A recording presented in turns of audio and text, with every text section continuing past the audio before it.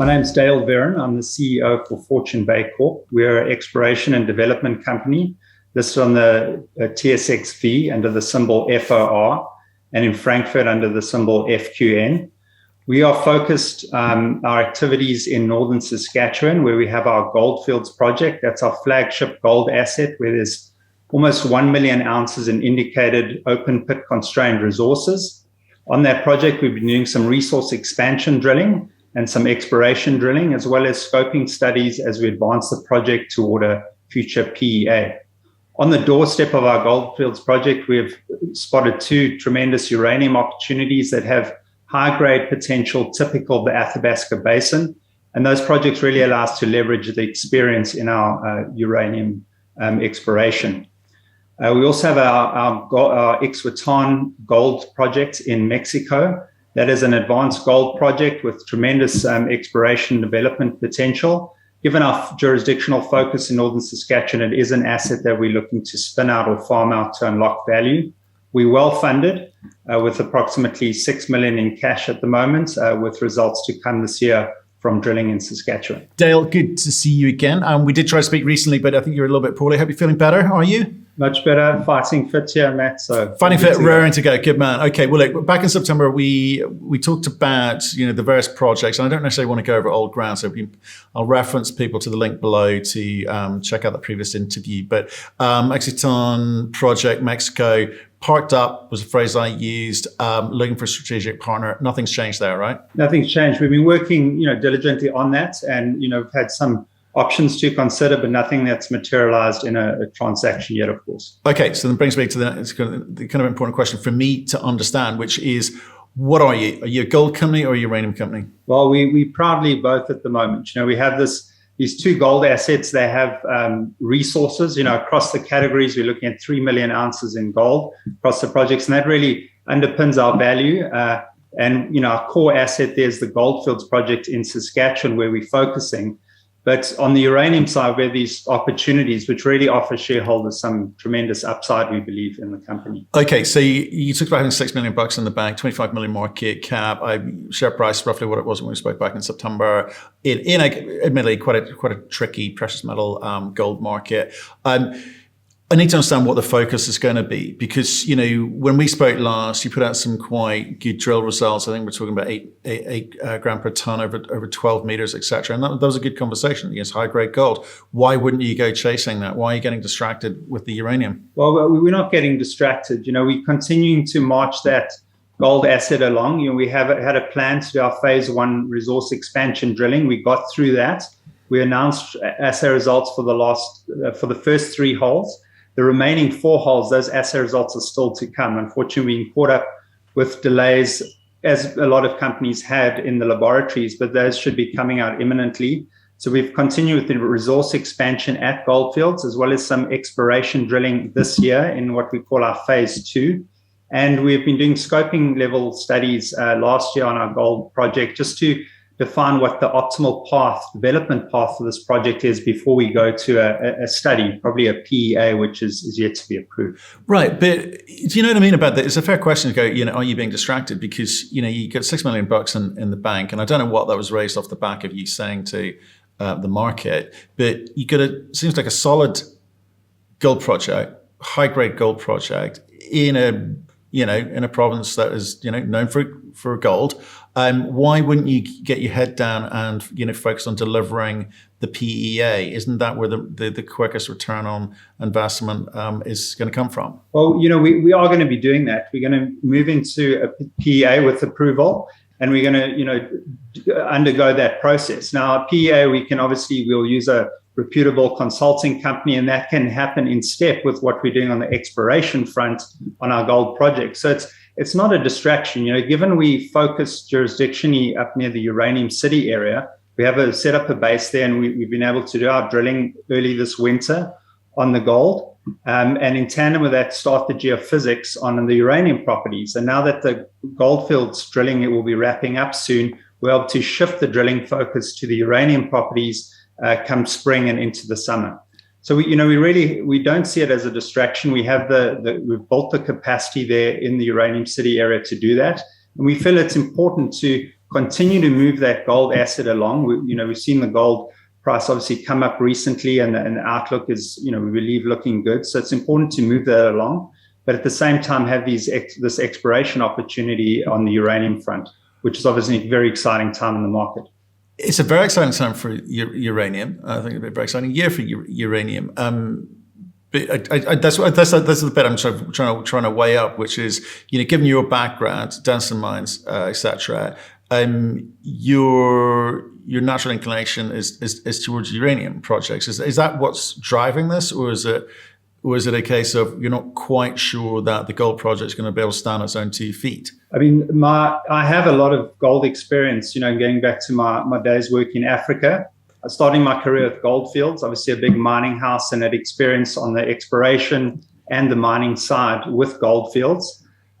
So, there's a chapter there that's playing into what we're doing at Goldfields. And then with Denison, obviously, I've had a uranium cap on before joining Fortune Bay, looking at lots of projects across the Athabasca Basin.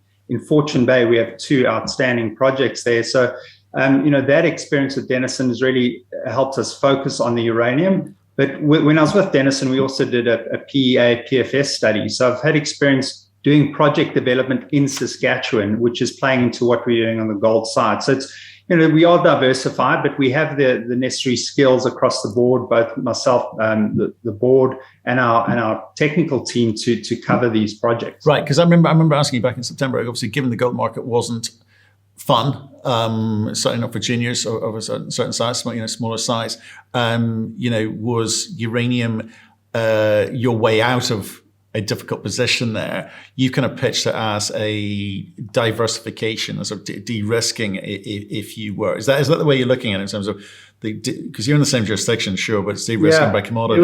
It was never, a way out. We've never wanted a way out of that gold project. We believe in it, and it's a good asset. It's got resources. It's got exploration potential.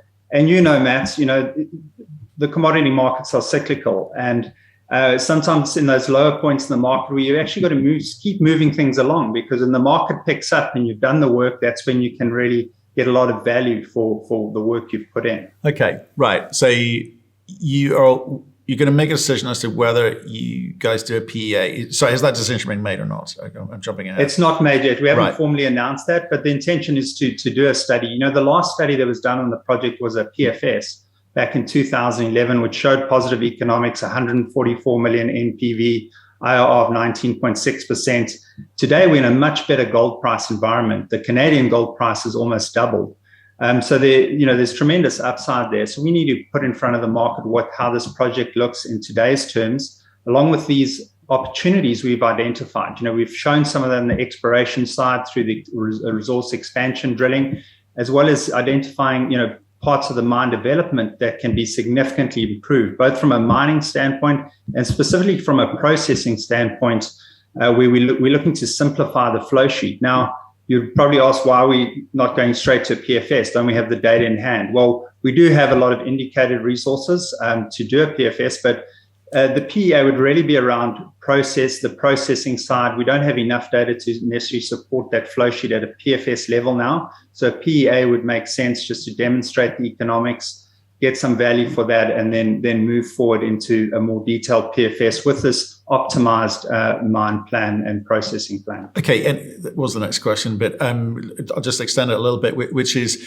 in terms of the data which was done back for the PFS in 2011, how much of that is going to be usable today? We know that costs have gone up across the board, so obviously the economics change, and gold is in a much better gold environment too. So maybe those things net each other off, or maybe gold price is going to put it, change things dramatically in terms of the IRR, for instance. But how much of the previous data can you rely on, can you use to put into the PEA? And how much more money do you need to spend to be able to get that PEA or the data for the PEA in a state where you can use it? There's a tremendous amount of data, because even prior to that 2011 PFS was actually a feasibility study way back on the Box deposit. So you guys are going backwards.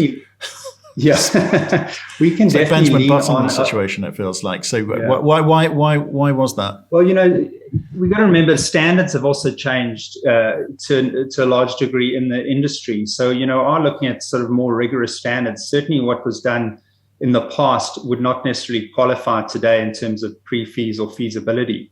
In terms of what QPs... Tell us why. Well, a lot of QPs these days, qualified persons who sign off on the reports, they're looking for a bit more and looking to be a little more rigorous with certain aspects of these studies.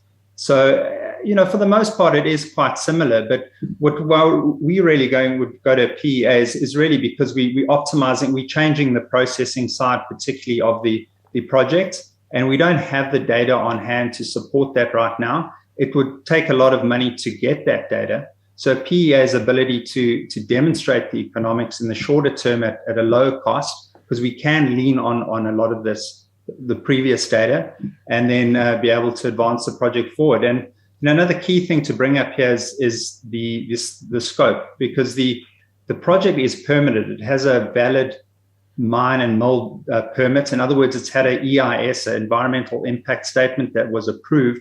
That is still valid today.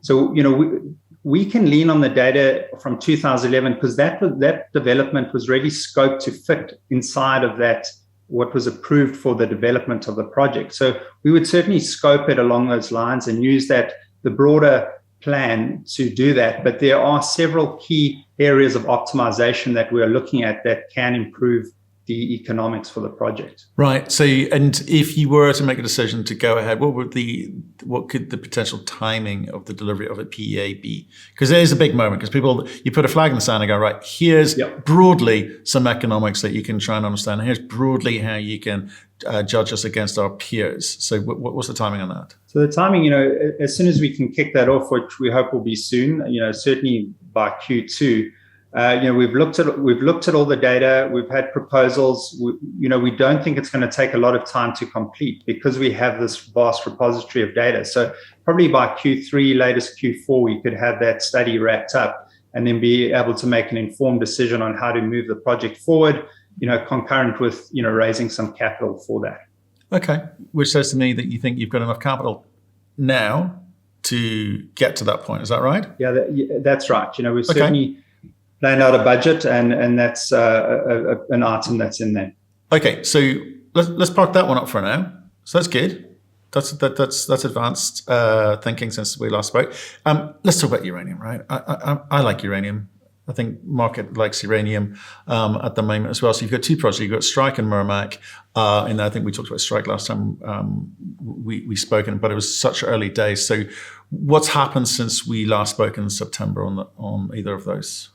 So the last time we spoke, we mentioned we've just announced that Strike Uranium project. Obviously, it's a fantastic opportunity. We were able to pick it up through staking, which is very low cost. And it came with all these data sets that Cameco collected. Cameco went about all the right steps of looking for these high-grade Athabasca Basin type deposits, including airborne geophysics, ground geophysics. They did a lot of boots on the ground prospecting. They identified all the right ingredients for a high-grade discovery. But never drilled that project. When it lapsed shortly after Fukushima, which tells a story in itself, everyone knows then that the market had quietened down. There wasn't really any uranium exploration going on. So we're fortunate to inherit all that data, put it together, and that project's practically drill ready. Now, on that project, what we're doing this winter is just some gravity, which is a very effective tool at mapping out these alteration halos around those types of deposits. And that will really refine our targets before we commence drilling that in May. The other project is the Murmac project. Now, that was actually on the western side of the Goldfields claim block, which is really uranium geology. Again, there we see this package of electromagnetic conductors, which are graphitic rocks, which is the favorable host for Athabasca Basin high-grade deposits. So we've taken that western part of the Goldfields project, carved it as our Murmac project, and announced that shortly after we spoke. And that's going to be our second uranium project, which is also going to see geophysics this winter, both gravity and an airborne survey, and then followed up by drilling late in the summer. Okay, interesting. And it's I guess the bulk of the money that you're allocating in terms of the field operations is going to be on the uranium. That's right. Okay. Yeah, that's right. Probably looking at approximately 2/3 of that going toward the uranium. Okay. Should we read anything into that other than it's just seasonal allocation of budget, or you're not showing favor to one over the other? No, not at all. I think we had enough, we raised enough to do what we wanted to on our Goldfields project this year, and that's this phase of exploration drilling between the two deposits on the property, and advancing it through a PEA that's budgeted, as I said, not yet approved. So we're doing what we need to keep marching that gold project forward. But obviously, two uranium projects that are at an earlier stage, we had an exploration stage with those. They do require a bit more capital to really get those going. So, we've allocated that, and certainly the plans we announced in December, which are in our news release, shareholders have been really happy with what we're doing with our group of assets in that area. Right, and so who else is around? Because you're on the edges of the Athabasca Basin, right? That's the big area that people around the world talk about, because it's usually super high grade finds and exploration success. So who are you near? Because you're over on the northwest side, versus most of the names that we might recognize are over on the east. Yeah, that's right. So all the ground in that area is staked, and right across, we on that, what we call sort of the northern rim. You're quite right, we're sort of on the northwest side there. So in that area, it's all staked, and then numerous other juniors in that area, numerous other juniors starting up programs. And if you look to the southern, or certainly the southwestern side of the basin, everyone's familiar with the big discoveries made by NextGen and Fission. Now, that's right on the edge of the Athabasca Basin on the southwestern side. We're right on the edge on the northern side, and there's on that northern side of the basin, there's all the right favorable geology, similar to what you get to in the south, and it's these graphitic rocks, but less exploration done in that area. Yet there are historical occurrences that show these uranium systems have been in place in those areas, and it just needs more work to make that discovery. So we've got a really key land position up there. In terms of its overall setting, it's very similar to what you see in the southwest with the discoveries of Arrow and Triple R. And we'll be chasing those types of targets in that area. And in the Uranium City area, which is Canada's original uranium mining district, obviously a huge endowment of uranium, a history of uranium mining and milling. There just really hasn't been a lot of focus there. And we have the dominant land position amongst these EM conductors, the graphitic rocks, which is what you want to target. We have a dominant position in that area with our two uranium projects. Okay, and so when you say it's not always nice to sort of drop in, I'm similar to the best grade projects in the world, no matter what the commodity you're talking about. So, but give it to me precisely. Why are you using those as parallels? What do you see? What do you know now that you're seeing that you can see from their public data? Well, firstly, those projects are located in what they call the basement rocks. So in the Athabasca Basin, you have deposits that sit at that unconformity, or sometimes in the sandstone above. Where we are, that sandstone's been eroded off, but we're right near the edge. So we're looking at basement-hosted deposits, which is the same as Arrow and Fission. Secondly, those deposits, they occur associated with graphite horizons, which are these EM conductors. We have those through our project, and we have also the right, I've looked at these models for many years with Denison and built these exploration models, and we've had success through discovery there with Griffin and Husky. So when you apply those models to where Fortune Bay has its uranium assets, it's checking all the boxes in terms of EM conductors, graphitic rocks, the right type of geochemical signatures we are seeing in the rocks around, and as well as the right types of clay we're seeing.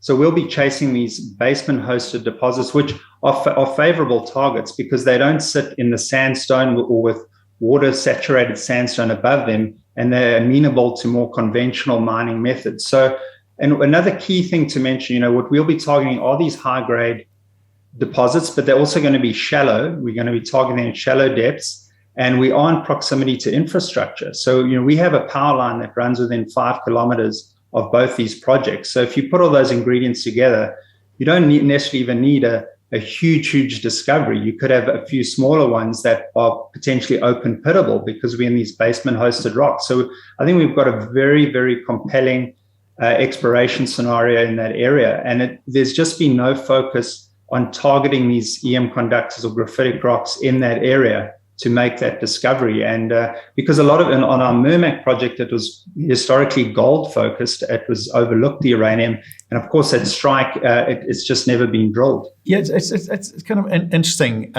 Use the phrase water bearing sandstone, whereas you're in the host rock, right? So water is the big conversation piece for the Athabasca Basin. I guess the clue's in the word basin, where in terms of licensing further down the line, there's some interesting conversations there because the EIA environmental type processes, First Nation type processes, just take that little bit longer because there's slight nervousness about where these uranium exploration companies are. How do you feel? You're right on the edge of a lake. Yeah, so we're near the edge of the lake, but our projects are entirely on land. If you look at our position there, we are entirely on the land. We're not encroaching in the lake. So our exploration will be land based, and we're not dealing with an aquifer sitting on top of our projects. We in straight into these into these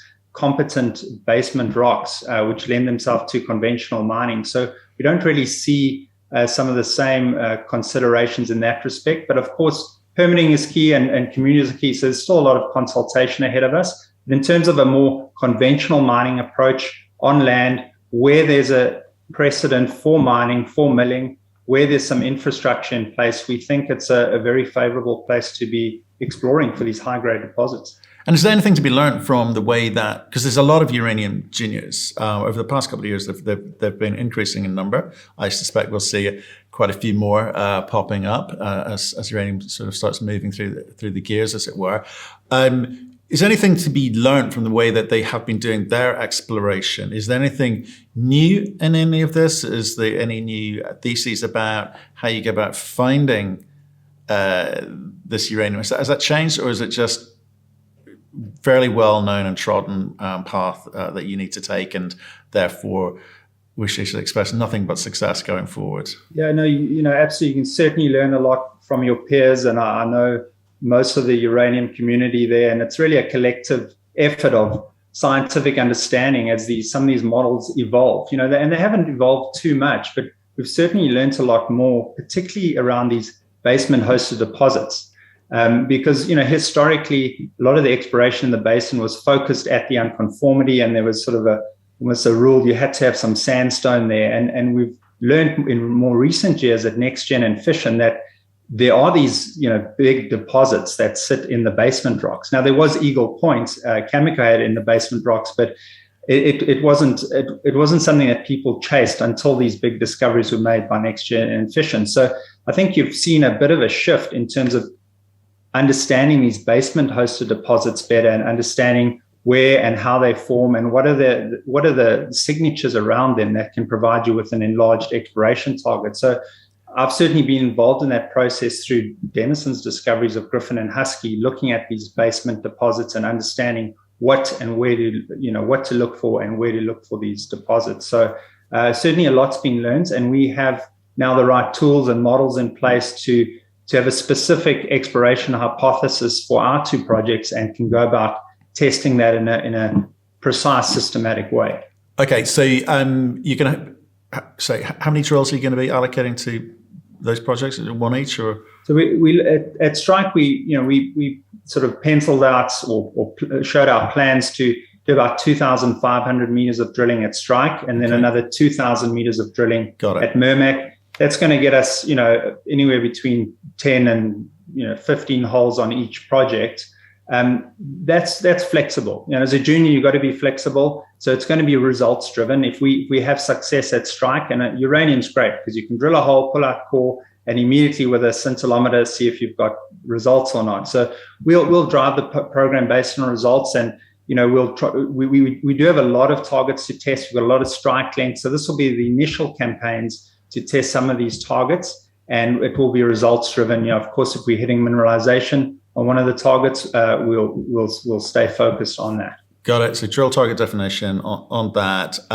What's that look like what's the timing of all of that for this year? When should we expect information back from you on that? So you will get through the geophysics in the winter months, the gravity surveying, and also VTEM survey at Murmac. And then come May, we're looking to start up the drilling at Strike.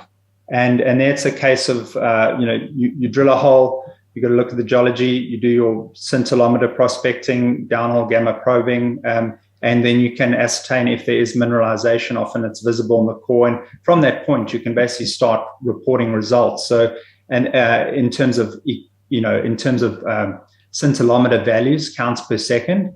And then the assays obviously come a bit later. So, with the delays in assays these days, it's quite nice to be able to report the initial results from radiometrics and then follow that up at a later stage with the actual assay results. Okay, yeah, I think the market is getting used to that.